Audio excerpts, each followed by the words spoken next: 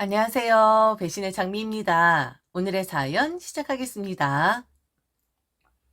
결혼한 지 3년 차가 되었습니다. 남편과 저는 같은 직장에서 동료로 만나 연애를 했고 결혼까지 이어졌습니다. 하지만 결혼과 동시에 저는 이직을 결심했습니다. 단순히 남편과 같은 직장에서 일하는 것이 불편해서가 아니라 아버지의 회사로 들어가기로 한 것이었습니다. 아버지께서는 작은 규모의 섬유 회사를 운영하고 계셨습니다. 규모는 크지 않지만 오랜 시간 공을 들이신 만큼 탄탄하게 자리 잡은 곳이었고 무엇보다도 아버지의 열정이 담긴 곳이었습니다. 저는 당연히 이 회사를 이어받을 생각이었고 아버지 또한 저에게 많은 기대를 걸고 계셨습니다. 처음 이직을 결심했을 때 남편과 저는 서로 기뻐하며 축하해 주었지만 시댁에서는 그리 탐탁치 않게 여기셨습니다.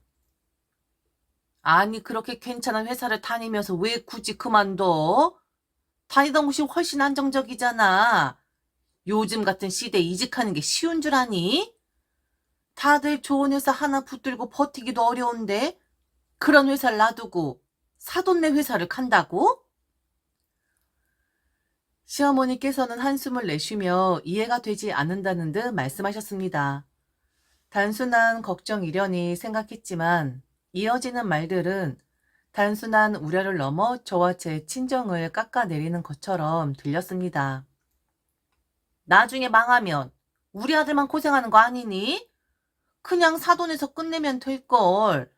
왜 굳이 그걸 딸한테 물려주려고 하시는 거야? 남의 집 귀한 아들을 데려다가 나중에 빚쟁이 만들려고 하는 건가?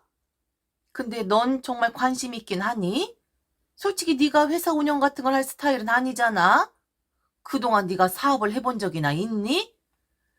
회사라는 게 그냥 앉아서 대충 보고 결제만 한다고 되는 줄 알아? 그러기 쉽게 하면 다들 사장했지. 뭐 하러 남 밑에서 고생을 하겠어. 엄마, 이 사람 디자인 전공했어요.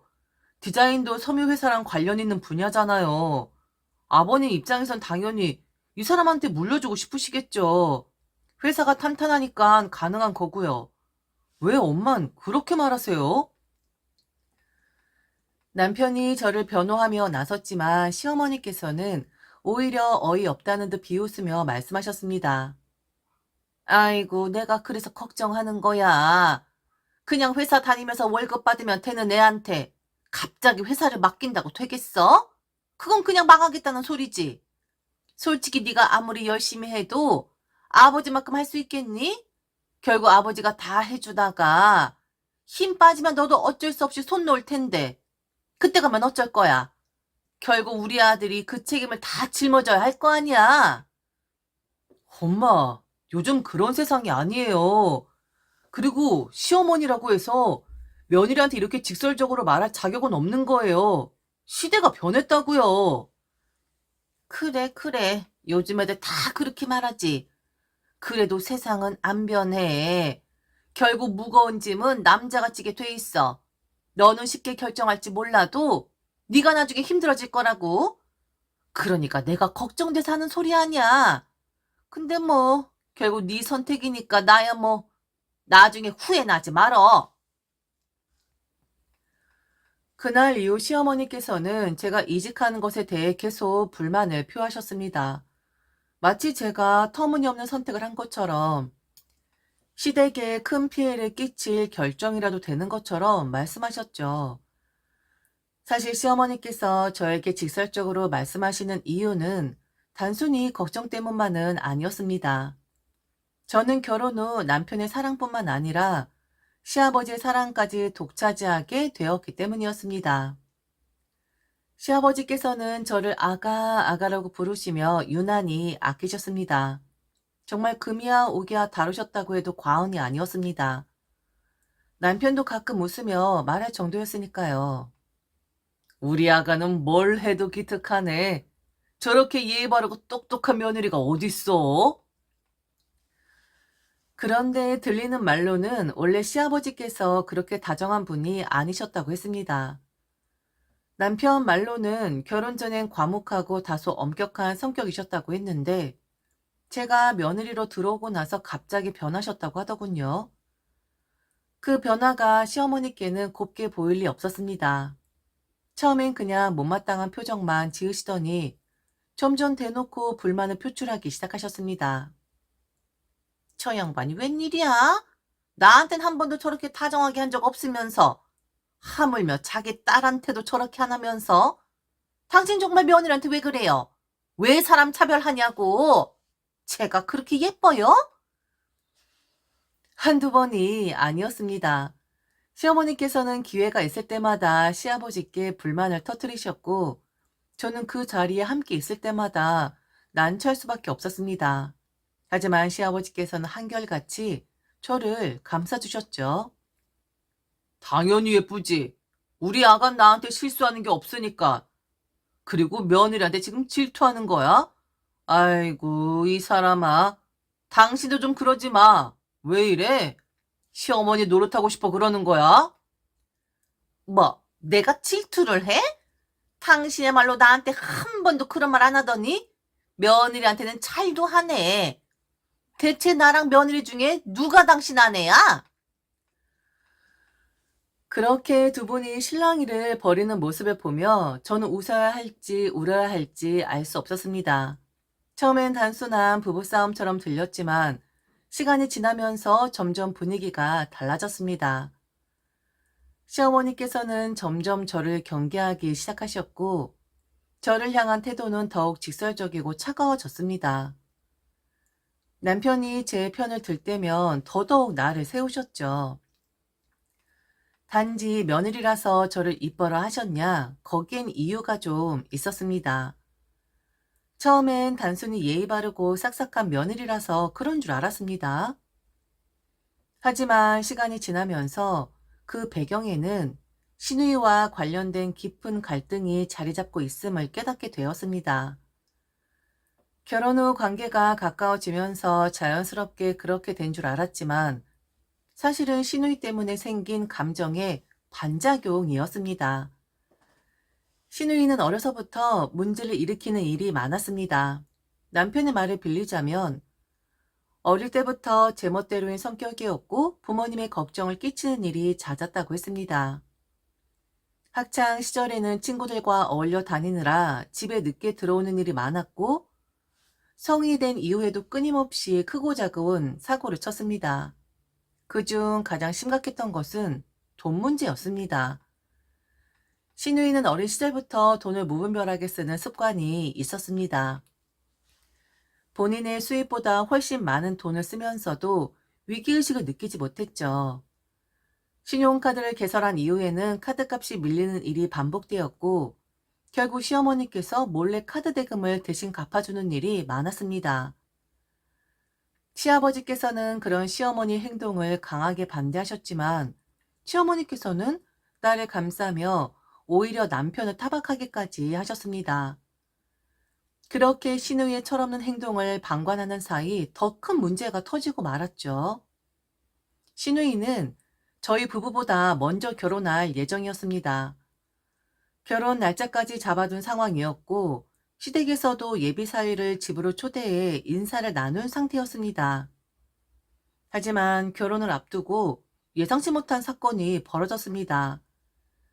예비 사위라고 생각했던 남자가 유부남이었다는 사실이 밝혀진 것입니다. 처음 이 사실이 밝혀졌을 때 신우이는 변명을 늘어놓으며 상황을 덮으려 했습니다.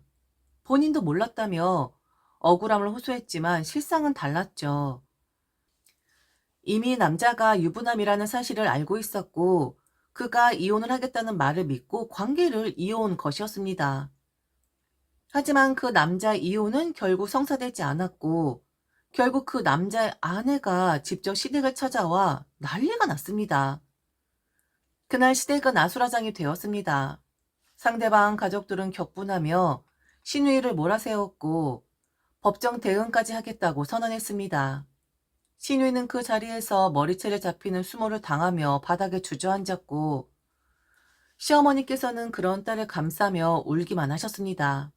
하지만 시아버지께서는 말없이 그 광경을 지켜보기만 하셨죠. 그 사건 이후 시아버지께서는 신우에 대한 마음을 완전히 접으셨습니다.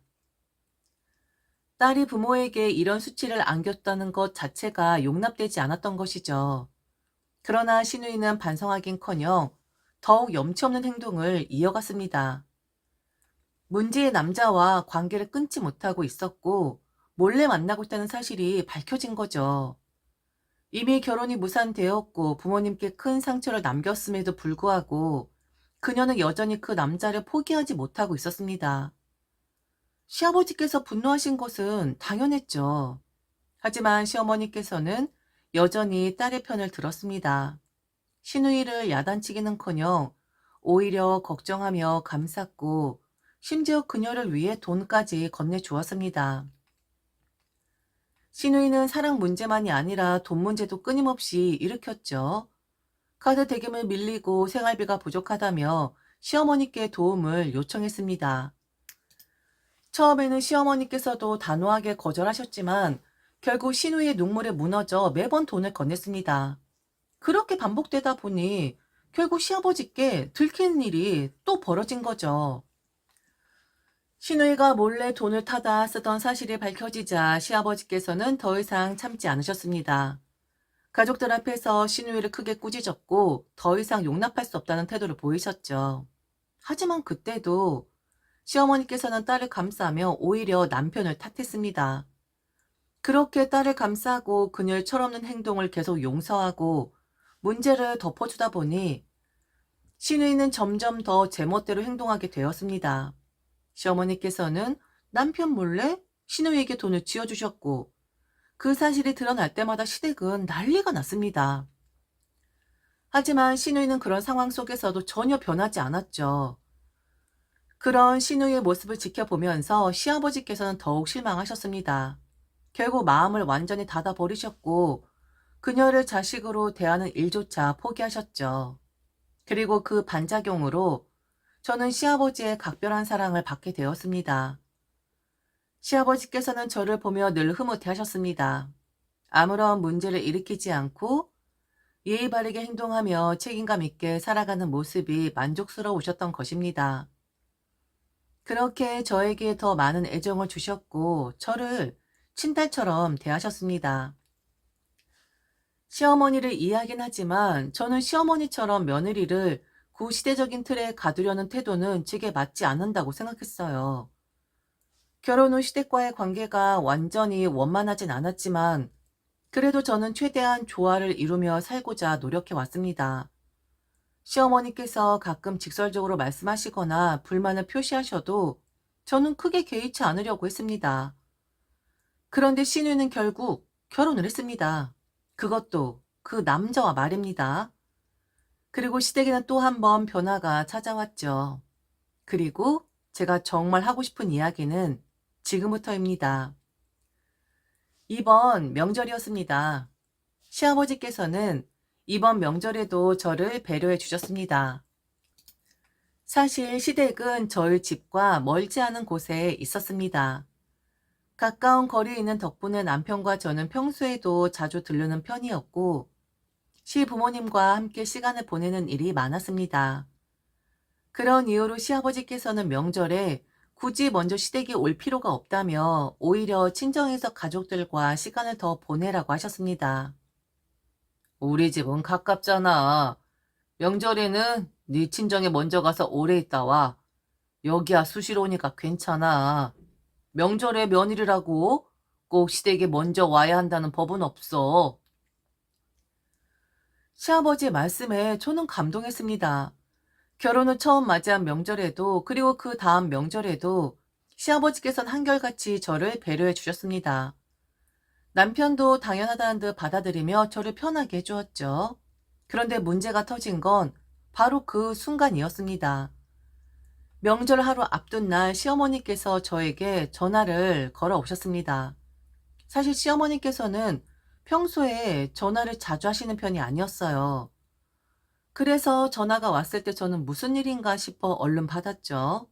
그런데 전화를 받자마자 들려온 말에 저는 순간 얼어붙고 말았습니다. 친정에 먼저 가는 건 상관없다. 하지만 차례 음식은 마련해놓고 가거라. 너를 이뻐하는 네 시아버지는 그냥 너를 가라고 했겠지만 나는 그럴 수가 없거든. 그러니까 친정으로 가기 전에 음식 다 장만해서 가져다 놓고 가도록 해.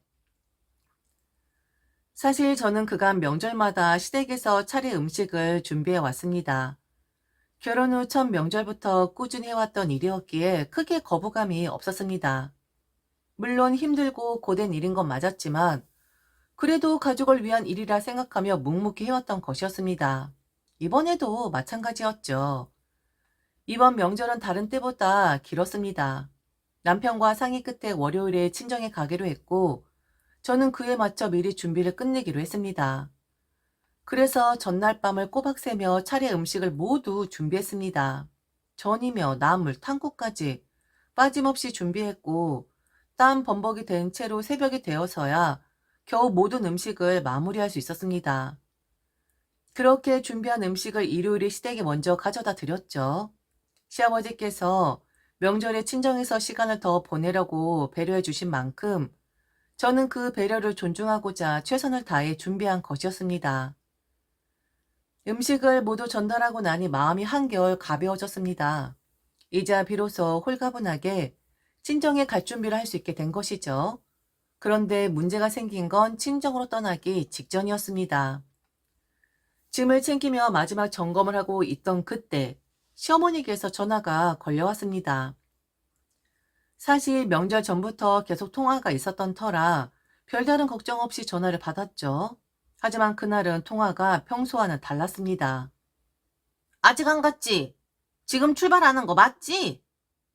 네, 맞아요. 왜 그러세요, 어머니?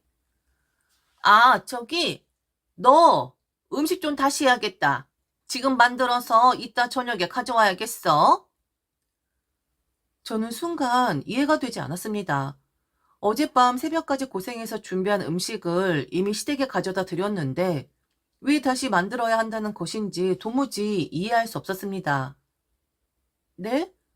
아니, 제가 어제 음식 다 가져다 드렸잖아요. 그런데 왜요? 아, 그거 우리 딸이 가져갔어. 아까 와서 다 들고 갔거든? 걔도 이번에 결혼하고 처음 맞는 명절이잖니.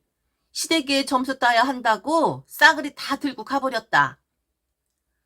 그 말을 듣는 순간 머리가 멍해졌습니다. 제가 밤을 새워가며 힘들게 준비한 음식을 시누이가 와서 모조리 가져갔다고요? 그리고 그것을 시어머니께서는 아무렇지도 않게 허락하셨다고요? 하지만 충격은 거기서 끝나지 않았습니다. 시어머니는 이어서 아무렇지도 않게 명령하듯 말씀하셨습니다. 그러니까 너 지금부터 다시 준비해서 얼른 가져오도록 해. 어머니, 제가 힘들게 만든 음식을 형님한테 주셨다고요? 그리고 저보고 다시 음식을 만들라고요? 지금 저 친정으로 가야 하는데요? 지금 친정 가는 게 중요하니? 시댁 차례와 음식이 더 중요하지? 그 말에 저는 말문이 막혔습니다. 차례 음식이 중요하다는 것은 이해합니다. 하지만 이미 저는 모든 음식을 준비해서 전달했고 그 음식을 시누이가 가져간 것은 제가 어쩔 수 없는 일이었습니다.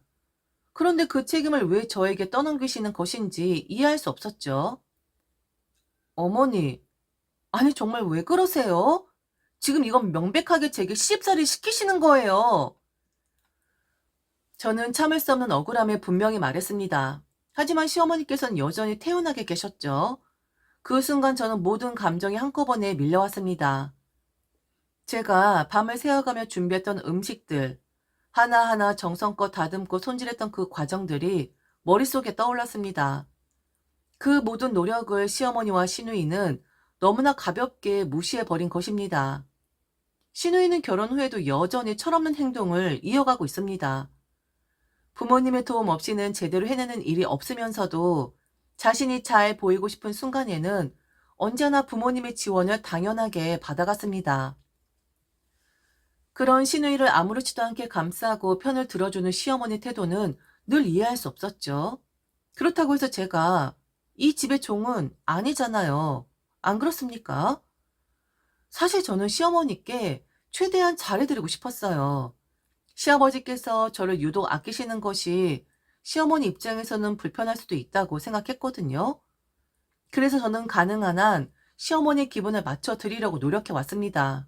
하지만 이번 일은 도저히 이해할 수가 없었습니다. 밤을 새워 준비한 음식을 시누이가 모두 가져갔다는 사실도 충격적이었지만 그보다 더 황당한 건 시어머니는 너무도 당연하다는 듯이 저에게 다시 음식을 준비하라고 요구하는 태도였습니다. 저는 속으로 되뇌었죠. 왜? 왜 내가 다시 해야 하는데? 참을 만큼 참았습니다. 저는 더 이상 이 부당한 요구를 받아들일 수 없었습니다. 단호하게 입을 열었죠. 어머니, 그럼 사서 하세요. 요즘 시중에 제품들 잘 나와요. 그거 사서 붙이기만 하면 되니까 그렇게 하세요. 저는 못합니다. 뭐라고? 사서 하라고? 아니 조상님께 면목 없게 정성 없는 음식을 올리라고? 난 그렇게 못한다. 우리 자식들한테 피해가면 어쩌려고? 피해요? 만일 그런 거 가지고 피해를 준다면 그건 조상신이 아니라 잡기 아닐까요? 그 순간 전화기 너머로 정적이 흘렀습니다. 시어머니는 순간 말을 잃으신 듯 했습니다. 저는 계속해서 단호하게 말을 이어갔죠. 어머니, 이거 아버님도 알고 계신가요? 아, 제가 아버님 얘기하기 싫은데 아버님도 이 사실 알고 계시냐고요? 너 지금 든든하게 뒷배 있다 이거냐? 뒷배가 아니라요. 어머니, 제가 어머니께 뭘 그렇게 잘못했나요? 왜 자꾸 저를 걸고 넘어지려고 하세요? 저는 최대한 어머니께 좋은 며느리가 되려고 노력하는데 왜 자꾸 사람을 나쁘게 말하게끔 시키시냐고요? 너무 당연하다는 듯 말씀하시잖아요? 제가 음식하는 사람도 아니고 며느리 도리를 안 한 것도 아닌데. 그리고 어머니, 제가 아드님한테 부족하지 않다는 건 다 아시잖아요. 그런데 왜 자꾸 저를 탐탁치 않게 여기세요? 형님 문제는 형님 문제고 저는 저잖아요. 제가 왜 피해를 봐야 하는데요. 저는 못합니다. 저는 바로 친정으로 갑니다. 그리고 앞으로는 저 참지 않겠어요. 그러니 잡기가 붙어도 저는 다시 음식 못한다고요. 그렇게 저는 전화를 끊어버렸습니다. 순간 머릿속이 새하얘졌죠. 그동안 저는 한 번도 시어머니에게 이렇게까지 강하게 말한 적이 없었습니다. 늘 참고 맞춰드리려고 했고 기분을 상하지 않게 하려 애썼습니다. 하지만 이젠 아니었습니다. 저는 더 이상 당연한 듯 희생을 요구당하는 존재가 아니었습니다. 전화를 끊고 난 후에도 쉽게 감정이 가라앉지 않았습니다. 오랫동안 쌓여있던 불만과 억울함이 한순간에 폭발한 듯한 기분이었죠. 하지만 분명한 건 이제는 더 이상 이런 부당한 대우를 묵묵히 참지는 않겠다는 것이었습니다. 짐을 챙겨 친정으로 향하면서도 마음이 복잡했습니다. 그동안 명절 때마다 저는 시댁에서 묵묵히 해왔습니다. 최대한 시어머니의 기분을 맞춰드리려고 했고 불만이 있어도 드러내지 않으려 노력해왔습니다. 하지만 그 결과는 어땠을까요? 시어머니께서 저를 조금이라도 배려해 주신 적이 없었습니다. 오히려 당연하다는 듯이 저를 부려먹으려 하셨죠. 운전을 하던 남편에게 저는 방금 있었던 일을 얘기했습니다. 남편은 제 말을 가만히 듣다가 길게 한숨을 쉬었습니다. 그 한숨 속에는 미안함과 피곤함, 그리고 체념 같은 감정이 담겨 있었습니다. 아휴, 남편은 아무 말도 하지 않았습니다. 하지만 저는 알 수 있었습니다. 남편 역시 이 상황을 어쩌지 못한다는 것을요. 중간에 휴게소에 들렀을 때 저는 핸드폰을 확인했습니다. 그때 시아버지께서 메시지를 보내오셨습니다. 미안하다. 그 짧은 글자에 시아버지의 복잡한 감정이 그대로 담겨 있는 듯 했습니다. 시어머니께서 저에게 하셨던 행동을 알고 계셨을 것이고 저에게 미안한 마음이 드셨을 겁니다. 그리고 곧이어 시아버지께서는 100만 원을 보내셨습니다. 맛있는 거 사 먹으라고. 그 돈을 보며 한동안 아무 말도 하지 못했습니다. 서운한 감정이 완전히 사라진 건 아니었지만 그 순간만큼은 조금이나마 위로가 되는 듯 했습니다. 시아버지가 아니었더라면 저는 시댁에서 더 큰 시집살이를 당하고 있었을지도 모릅니다. 저는 원래 잘해주는 사람에게는 그 이상의 것을 해주는 사람입니다. 저에게 진심을 보여주는 사람에게는 최선을 다해 보답하고 싶어 합니다. 하지만 시어머니와는 절대 그런 관계가 될 수 없을 것 같았습니다. 저는 시어머니께 잘해드리려고 노력했는데, 하지만 이번 일로 확실히 깨달았습니다. 아무리 노력해도 달라지지 않는 관계도 있다. 저는 이제 더 이상 시어머니 기분을 맞추기 위해 노력하지 않기로 했습니다. 그리고 그 결심이 자연스럽게 이어진 것인지 명절 이후 시어머니께서는 저에게 단 한 번도 연락을 하지 않으셨습니다. 저 역시 시어머니께 먼저 연락을 드리지 않았습니다. 그동안은 며느리라면 그래도 먼저 연락을 드려야 하지 않을까 하는 생각에 명절이 끝나고도 시어머니께 안부를 전하며 애써 다가가려 했습니다. 하지만 이제는 그럴 필요가 없다고 생각했습니다. 명절 이후 시어머니는 저를 피하듯 연락을 하지 않으셨고 저는 그 침묵이 오히려 편안하게 느껴졌습니다. 이게 정말 며느리와 시어머니 사이의 숙명이라면 저는 이제 그 관계를 있는 그대로 받아들이려고 합니다. 그런데 문득 다시금 떠오른 생각이 있었습니다. 그런데 정말 잡귀 아닌가? 저런 걸로 후손들에게 해를 끼치게 한다면? 그렇게 생각하니 우스웠습니다. 저는 혼자 피식 웃으며 핸드폰을 내려놓았습니다. 시댁과의 관계는 앞으로 평탄하지 않겠죠. 하지만 이제는 더 이상 제가 일방적으로 참아야 하는 관계도 아닐 겁니다. 저는 제 방식대로 살아갈 것이고 제 방식대로 맞설 것입니다. 그리고 다시는 잡기 같은 일로 내 삶을 흔들리게 두지 않을 겁니다. 지금까지 들어줘서 진심으로 감사합니다. 이상 배신의 장미였습니다.